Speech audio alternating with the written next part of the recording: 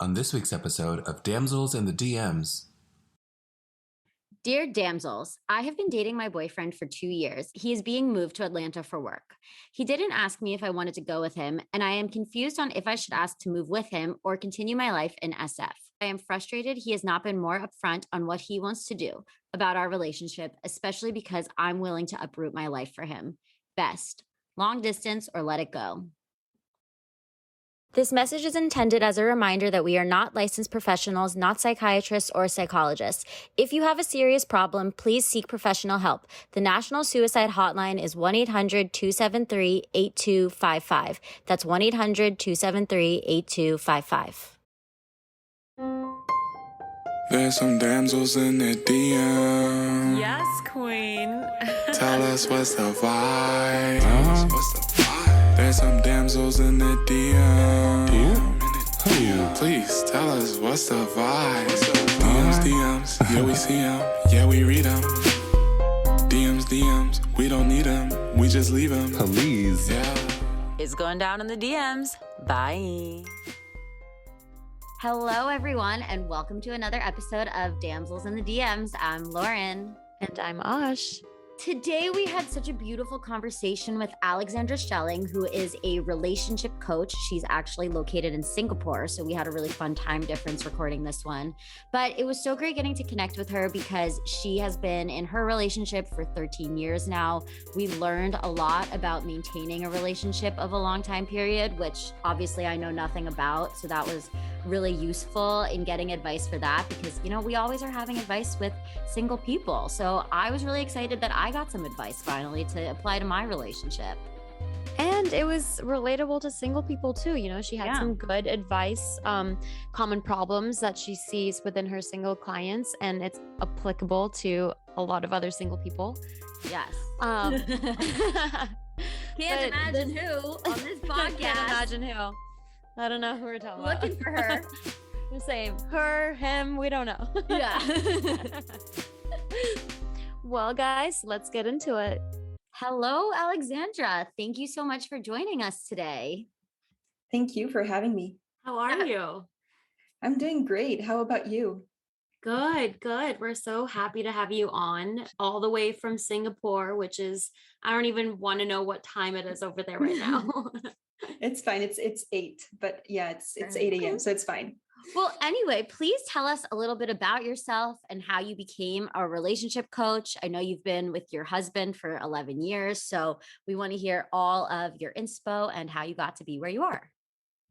Sure. So I actually, years back, I had no idea what I wanted to do, to be honest, in terms of my career. So I thought I would, go into corporate, potentially move up the ladders. I don't know, but really I enjoyed the corporate environment at the time. So I joined Tesla for about 3 years, and I stayed there for 3 years. And it was such an amazing opportunity. I really loved the team. The company really got me into the whole atmosphere and the whole mission of the company. So I stayed there for 3 years, switched departments, went from sales, marketing, recruiting. So I really saw different sides of the business. And after a point, kind of COVID hit, obviously. Mm-hmm. So we were all working from home. I couldn't, leave the country that I was supposed to leave to work with a new team. So everything kind of shifted and I started to work from home. And I think it just gave me some time, although we worked a lot, but still some time in the evening to think about where I wanted to take this, because I had to take a next decision to really commit to Tesla and say, okay, do I really move abroad now? Because they were moving me abroad after kind of the COVID situation was easing out. Mm-hmm. And do I give myself 100% to Tesla? I say this because it was really a full-time job, 100%. Or do I maybe start my own thing? And I started to just feel this kind of big sense and drive that I could do something in relationships. And it kind of came to me because I've been now with my husband, as you said, 11 years. Now it's been already 13. So it just goes by so fast. And that's what I wanted to help people with, because I've been learning so much in my journey. And I remember friends and family, colleagues even would just always come to me in my free time, right? And ask me, how do you do this? How do you navigate long distance? Because we were in long distance. How do you navigate this part of this challenge? And I just remember having so much fun aside from my job that I said, what if I could do this full time? And so it was a big dilemma because I guess, like many things, when you want to go into entrepreneurship, it is a decision, right? It's a big decision. I'm sure you know that. And I remember talking to my boss and just telling him my dilemma, right? And he was so open. He was an amazing person. And that was when it all started, when I started to say, okay, I think I will consider this. And then in the middle of COVID still, I decided to leave Tesla and start my own thing. And that's when I started my Instagram account, Toolbox for Love. And it all started from there. So I really started my mission was to spread the word and the knowledge and deconstruct some stereotypes around relationships, because I feel like there's so much we can still do and so much we can learn and so much we don't learn. We don't naturally learn. I didn't learn a bunch of stuff that I know today, and it was all a learning journey. And I would always get really confused when I saw people struggle in their relationships, have challenges in their relationship, and always think, wow, but I can help them, right? I've learned this sometimes the hard way. So I want to share, my lessons, learned, my experiences. And then I went into all these, becoming certified in different areas, life coaching, relationship coaching, and other stuff. So long story short, I did not start as a coach, went first into corporate and then kind of went down this route because it was really a passion of mine. And I wanted to combine experience and knowledge, lessons learned, all of that to spread the word. So that's how it all started, if that answers your question. That's really amazing that you were able to do that. And, COVID was a good time for people to have, like 2 years to figure out. Yeah. Well, not even 2 years. It was the first like few weeks that we were in lockdown is where people started like really thinking about their jobs and what they want to do, what they're passionate about. And then they started these side hustles that have just taken over their whole lives. And that's what they're living off of, which is amazing that you were able to do that. Can you tell me a little bit more about your relationship? Being married, were you married for 11 years or you've known him for 11 years or been with him? So we've been together since 2008. So yeah, that's been a while back. And we actually just got married last year, which a lot of people did not understand because we've been together for so long, but we were very career oriented. So since early on, we said, we want to really focus on our career because we've seen people around us have regrets for not following their individual dreams. And I always remember this from the first time I met him and the first years we started dating. I always said, I want to be with you. I want a future together, but I also have some individual dreams. I still don't know what they are, but they're going to happen. And him was the same. And just seeing people still regret certain decisions after 50 years of marriage, all of that, and having that resentment, I said, I do not want that. I want to be really straightforward from the beginning and see if this is something that we're both aligned with. And it was, which actually took us through 4 years of long distance. He was living in London, I was living in Switzerland, and I moved to Hong Kong. He stayed in Switzerland. So it was quite a few years of long distance, but it was always because we had that common goal of saying we want to stay together, but we do have individual dreams in the meantime, and then we'll kind of reunite. So we just got married, last year. We were engaged for about 2-3 years. And that's kind of how it all came. So we actually met, pretty young. I was 14 at the time, almost 15. And he was almost 18, so still 17. So it feels weird when I say it now, but it just, it just happened. Gosh, doesn't this sound like it's going to be my life? Yes, definitely. I've been with my boyfriend for like 6, almost 7 years, and we're the same way, like very career oriented, like very much prioritizing that. He lives in New York and I live in LA. So also the long distance. So we have a lot in common there. But I'm curious about like what your single life was, that you're able to relate to so many of your clients who are both single or trying to find partners or in relationships, and what you learned from being single that you've brought into your relationship. Yeah. So I think being single, I wasn't, let's say, I was single quite young, let's say, so until 14. Young. So I had like, these crushes and, more like, love when you're still a kid kind of or a teenager. So it was a different kind of love. But when I coach, for example, singles, or when I have singles as clients, it's more about how they want to enter the relationship, how they want to also grow in the relationship. What are the expectations? What do they bring to the relationship? And there are so many, again, stereotypes that we bring to the relationship. And I remember having those stereotypes myself of going to the relationship, and I kind of bring my whole self, but there's so much I still have to develop. And there's so much that I can learn in a relationship as well. Right. So there's kind of this balance between individual work and working on yourself in the relationship, because you'll get triggered, you'll have to learn how to communicate.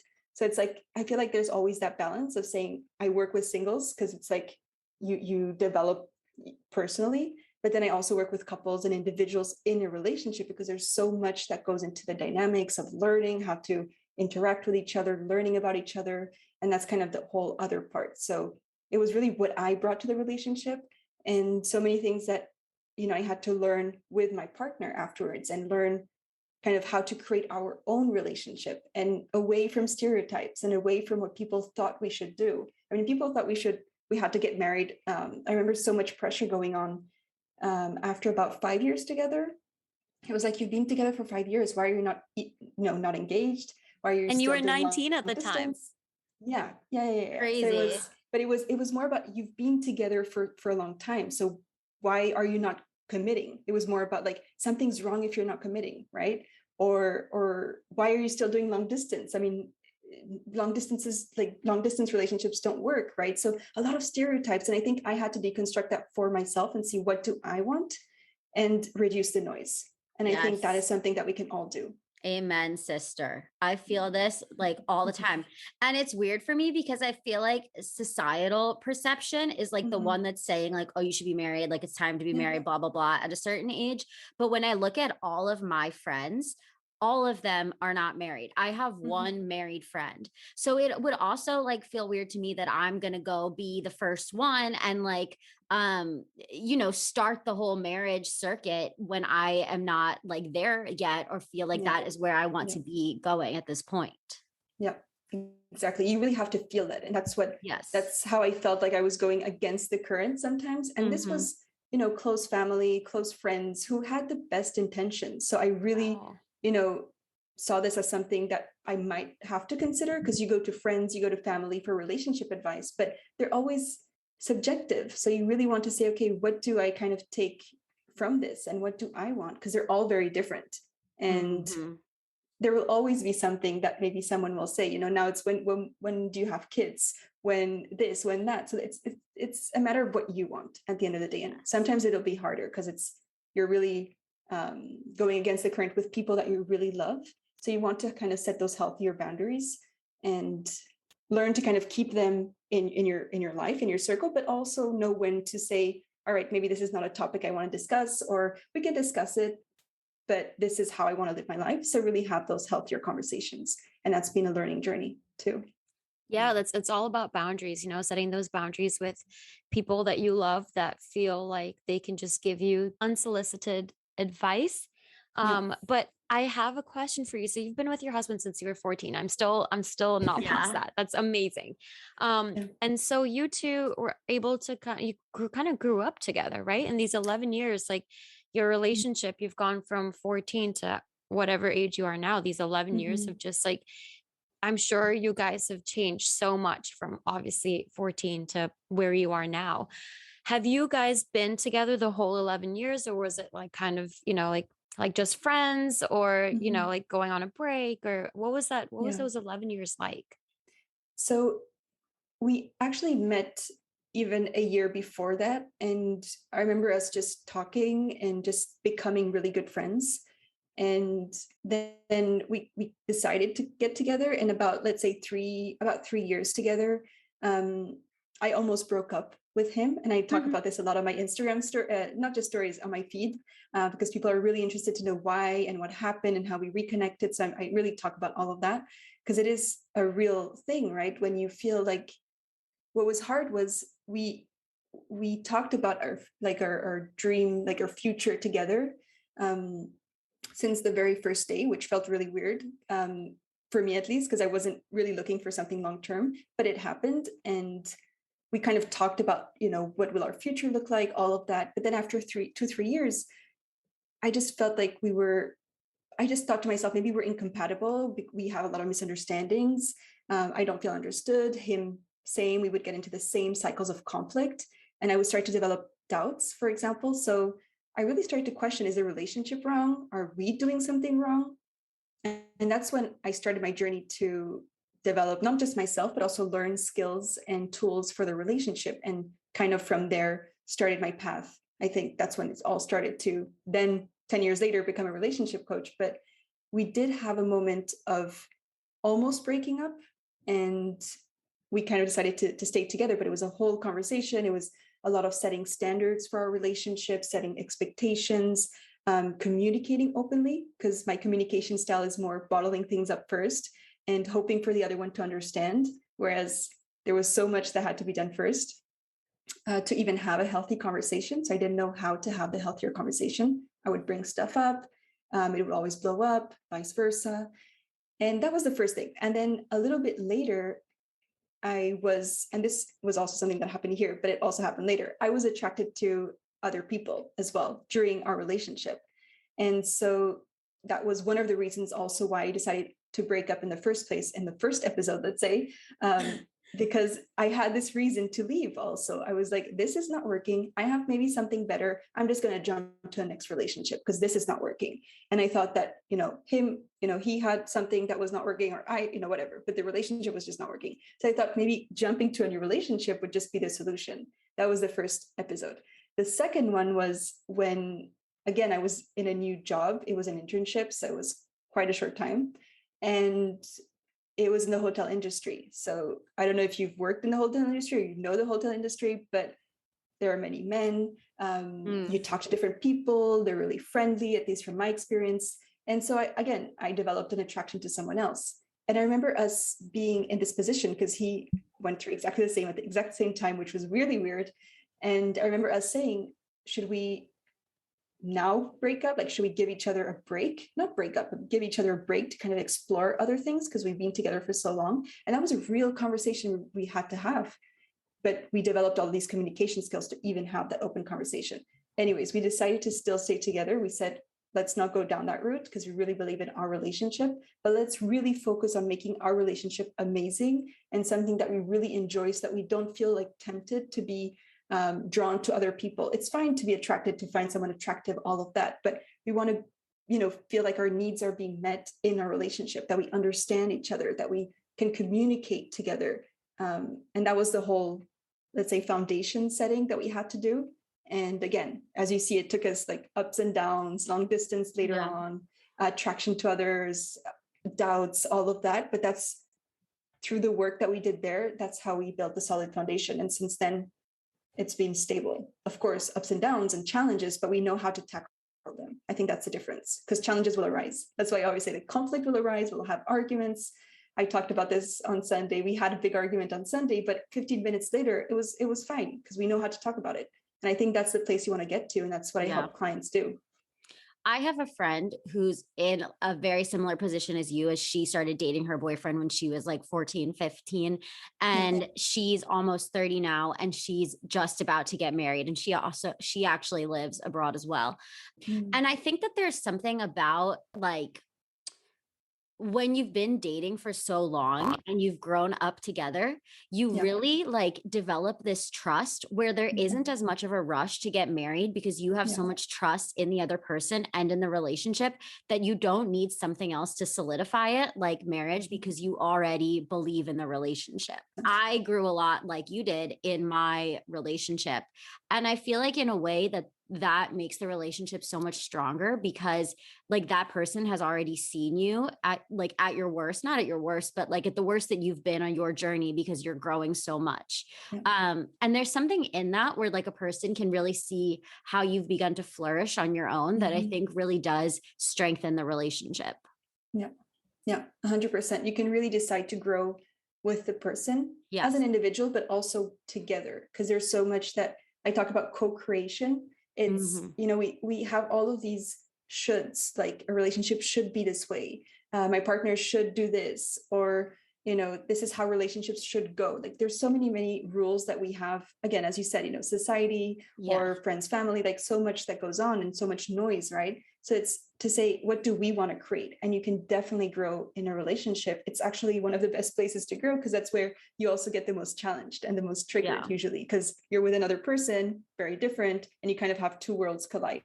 So it's like, how do you do this? So if you master that, you can, master so many other areas too. I've watched Lauren handle her long distance relationship so beautifully. You know, they meet each other halfway, they make sacrifices. Like Lauren, you really have done it so well. But what advice do you have for people who are having difficulty in long distance relationships? How can they keep that spark in their relationship?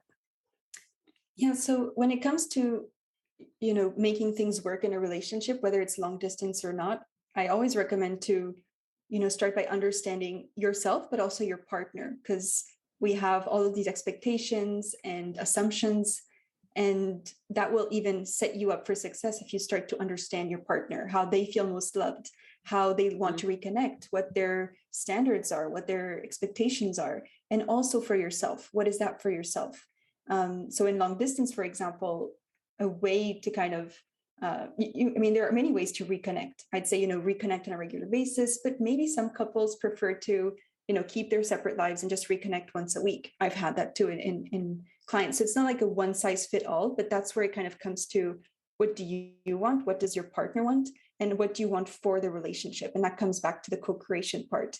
So I've had many clients in long distance relationships, and they all do it very differently, which is really interesting. So, I might recommend talk to each other every day, but they might not feel that, right? They might prefer to actually talk to each other every 2 days to reconnect. But then that also goes into, how do you reconnect? What do you, a long distance relationship is also a place to grow and to learn, right? To learn to trust each other as well, to learn so many things about each other, because you're not seeing each other all the time. And it's so you can really see it as an opportunity to grow and set those solid foundations in a difficult or challenging life stage, I'd say, right? Not everyone does long distance. I remember people saying that I was just crazy for doing it because it never works. And it was a constant, message that I'd receive. And I almost thought it was true, right? I almost said, maybe long distance relationships never work, and maybe I should not be doing this. But it's about, what do I create around it? How do I reconnect with my partner? How often do we see each other, or do we talk to each other? And you can start to build up these little rituals to reconnect.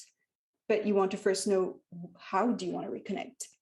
What does that mean for you? So it's kind of go back to the co-creation part a little bit, because I don't want to kind of make it a one size fit all, but just to say that it's a really great learning opportunity if you see it that way, right? You can see it as, this is super challenging, it will never work. Or you can say, all right, this is challenging, but we're going to learn from it. And once you learn from it, you become such a strong team. And it's really beautiful to be able to say, we've overcome that, right? Yeah, I completely agree. I also think that it is easier when you've built a strong foundation in your relationship to then go be long distance, because you can look at it, as you're saying. I think of it as like a study abroad period in your relationship, like you just take some time to go be independent, to focus on your life, focus on your friendships, build up your career. And, then I think it can be really powerful for relationships and really strengthen it. But I think it is much harder for newer relationships when they're just entering a long distance period, because you haven't established trust yet, and you haven't gotten to really know the person and know the way that that person loves to be loved. And it's so true. And that's why I always recommend to also start early to learn these things, right? To not wait until things just feel too late. Because in our society, we don't necessarily learn the skills for a relationship, right? We learn so many things in school, at home as well, but we don't necessarily learn how to communicate, how to show curiosity, how to listen, just how to listen. That is just something, right? If you can make someone feel validated and acknowledged, it really shifts the conversation, just that simple. But it's a practice. So when you enter a relationship and you start a relationship almost in a long distance, and I've had people in that period, right? It's how open are you to learn? How open are you to learn new skills, new ways of thinking as well, new perspectives, that will set you up for success. Because sometimes it does require some deconstructing of, again, stereotypes or things that we learned that might not have worked for others, or things like that. So it's about, okay, how can I take charge of that right now before it becomes too late? Because I see so many relationships that have so much potential for being amazing, but they don't work because of, that lack of skills or lack of tools. And I was the same before. I almost broke up because of that. So I totally understand. Yeah. All right, guys, before we continue with the show, I wanted to talk a little bit about Noom. Noom uses the latest in behavioral science to empower people to take control of their health for good through a combination of psychology, technology, and human coaching on their platform to help millions of users meet their personal health and wellness goals.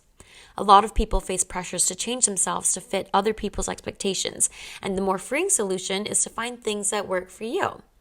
Noom understands that everyone's weight loss is unique, and what works for someone else doesn't mean it'll work for you.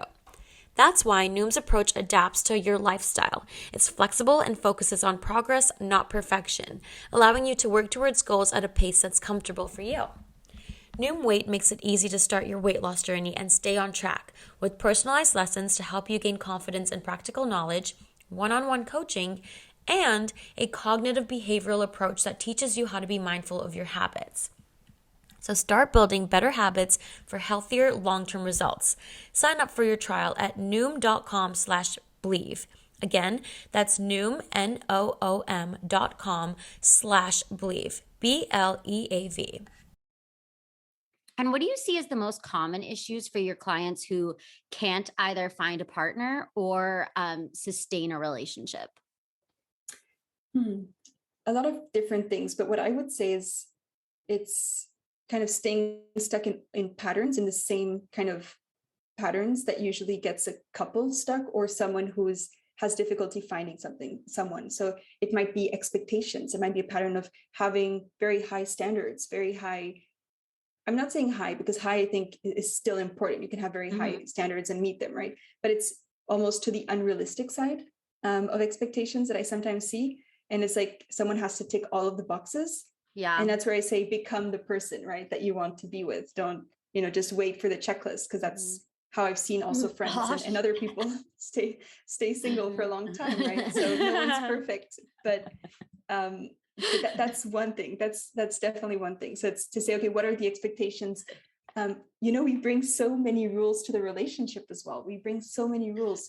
My partner should be this, or should do this, or if he or she loves me, they will do this. This is very, very, very common. So we make up all of these rules, and it's to say, okay, have you first of all expressed them? Are they realistic? How possible are they to be met by your partner in the first place? And so I think, that's the first thing. It's like, what do we create in our minds that we want a relationship to be? Because usually when you're unhappy in a relationship, it's because of an unmet expectation and unmet needs. So you want to say, okay, what is that?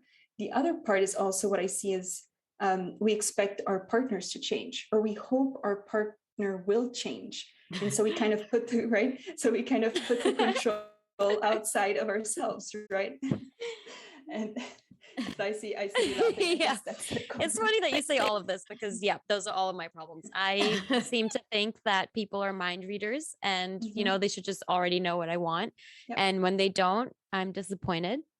Yep. That's why I've been really focusing on not having high expectations of anyone, because you cannot control what other people's actions are. You can only control yourself.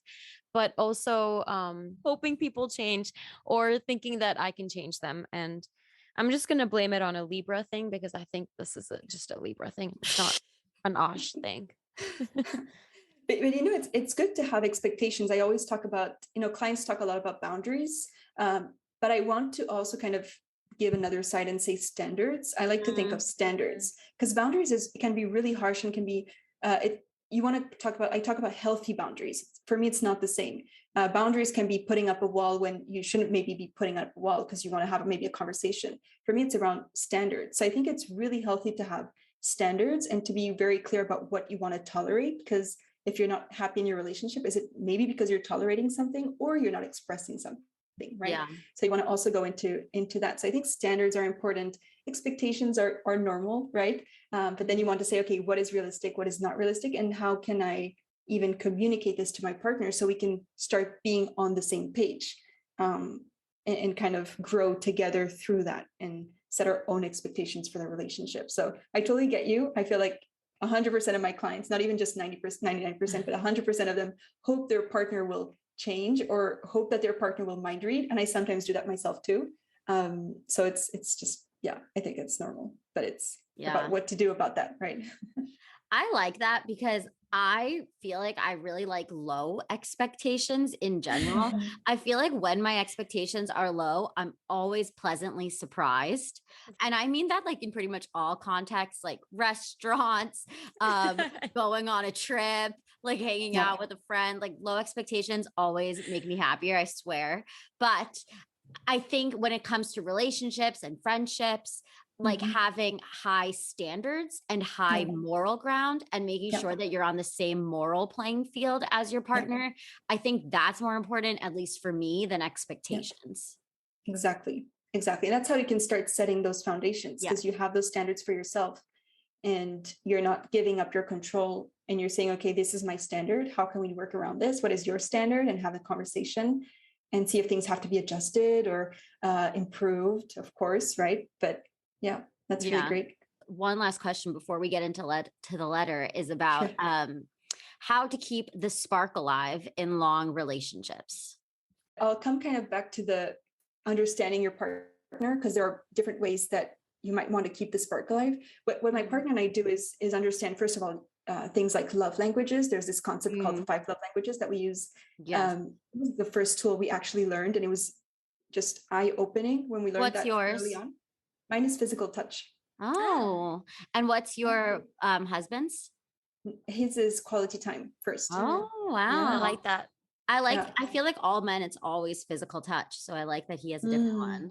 Yeah. You know, it's funny you say that, because I see this very often with my clients. They will first say physical touch, and then we deconstruct what physical touch means and what the others mean. And then they're like, oh, I think it's words of affirmation if I had to choose, or it's this if I had to choose. So it's really interesting to dive deeper in the love languages, because there's a whole section called, dialects. So we really dive deeper into what that means for each person.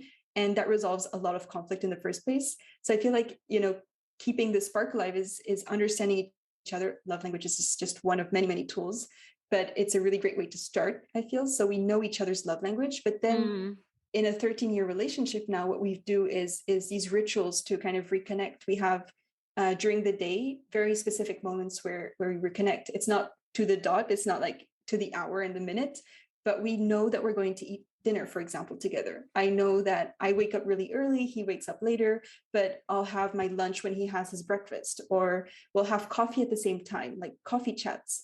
And we have this really, like, let's say, I say weird thing, but a lot of people on Instagram really like this, is my birthday is on the 27th. His birthday is on the 15th. And so every day at 3:27, so it's 15:27, if you look at that way, we send each other a quick note or a text. Aww. Or we go, even in a long distance relationship, we a missed call or whatever. It was too expensive to text at the time, or stuff like that. And it was just these little rituals, because we're so different. We're really, really different. We have common values and common goals, all of that, but we are very different individuals.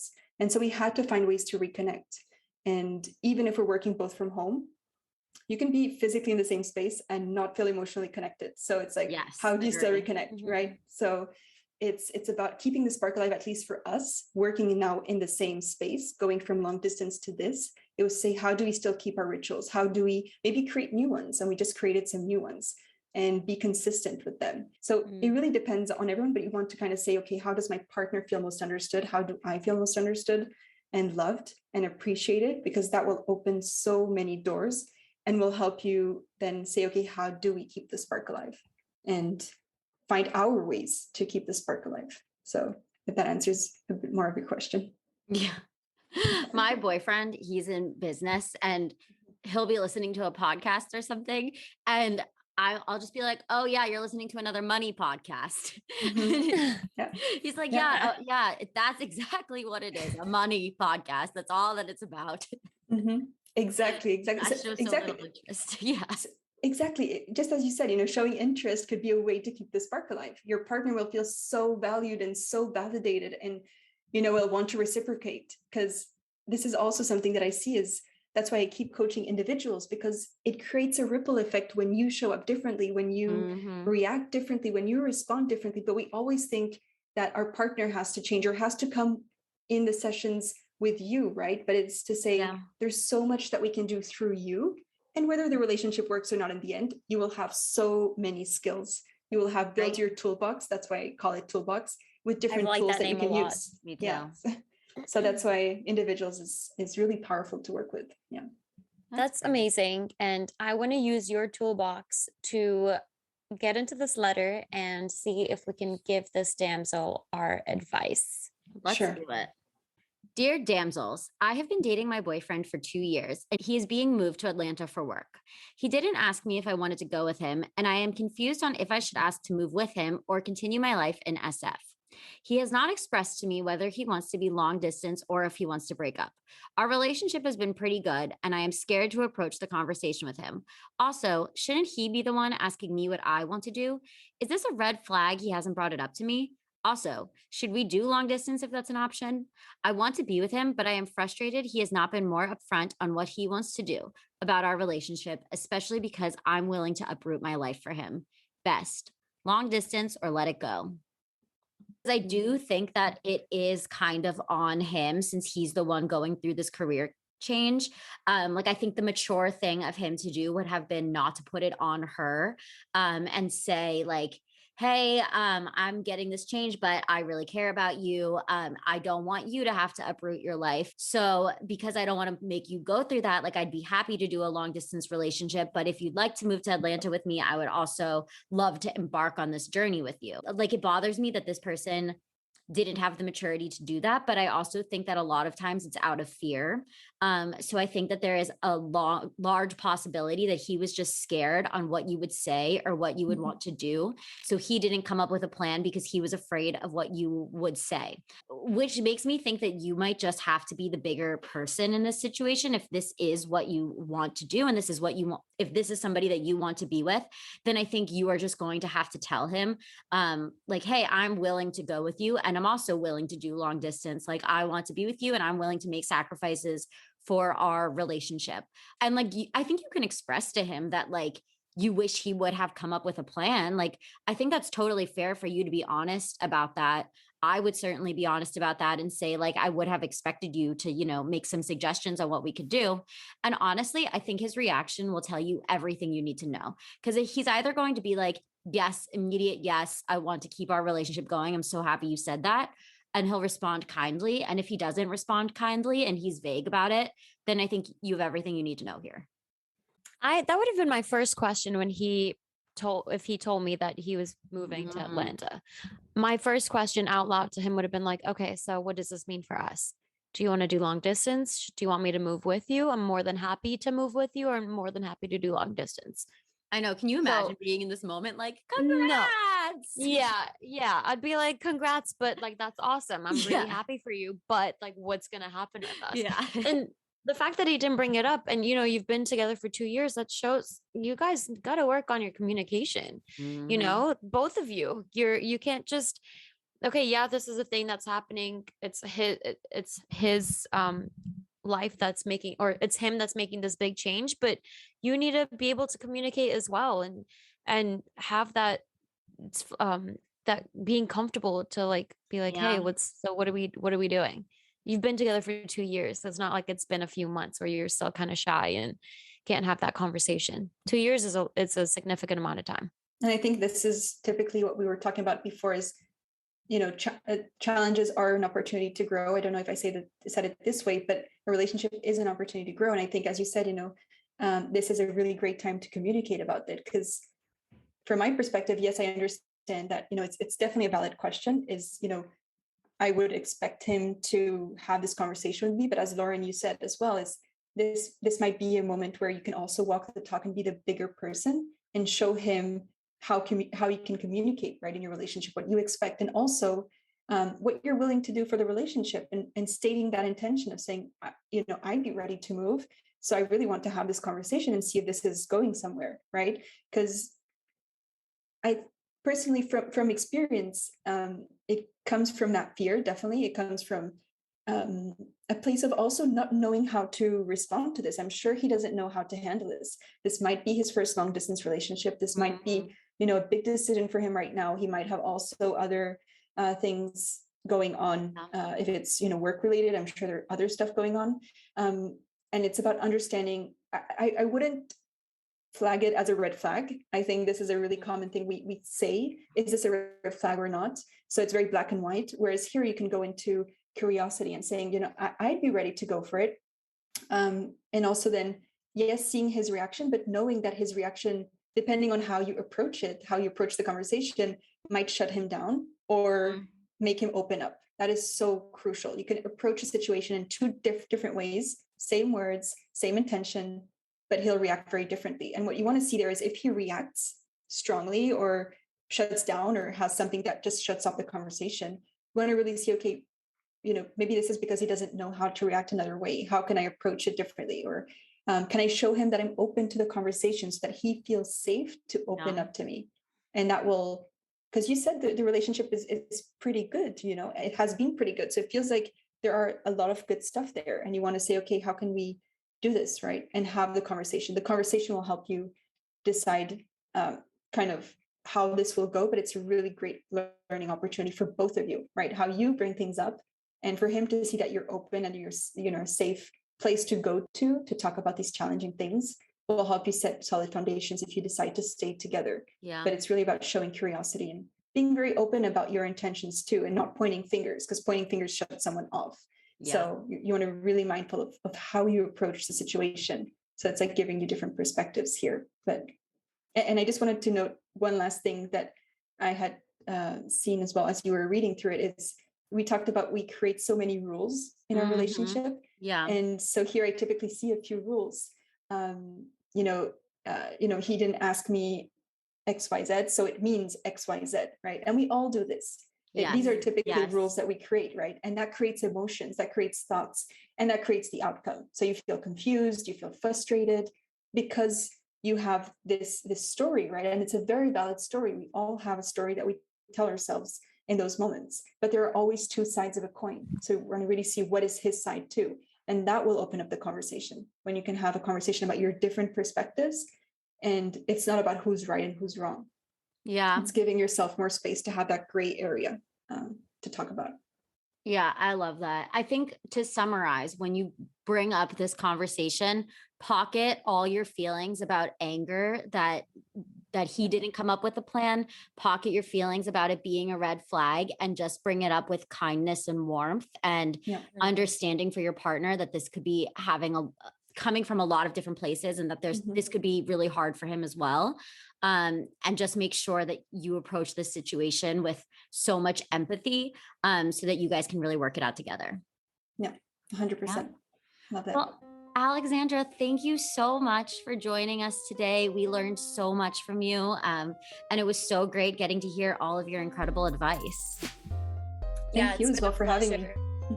Very, very fun.